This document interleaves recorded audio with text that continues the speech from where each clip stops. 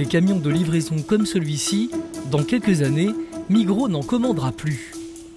Pour décarboner sa flotte, parmi les solutions de remplacement, il y a ce camion de 40 tonnes à hydrogène vert et totalement suisse.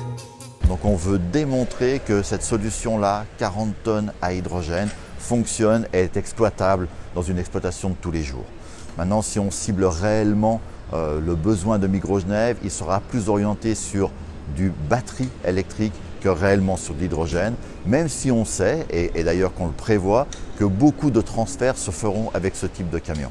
Migros Genève s'est à l'origine rapproché d'un spécialiste de la décarbonation des véhicules qui s'est fait remarquer sur les pistes de course. Simplement, en regardant nos véhicules rouler, ils se sont aperçus que c'était la bonne puissance. 500 chevaux, c'est à peu près la puissance d'un camion de 40 tonnes aujourd'hui.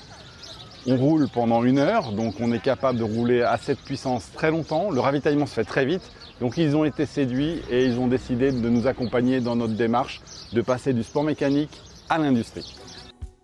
Mais il a fallu élargir le cercle pour que le projet soit global, car pour l'instant, les stations de ravitaillement restent rares. Tout d'abord, nous avons étudié l'opportunité de produire de l'hydrogène vert sur le canton comme combustible du camion Go.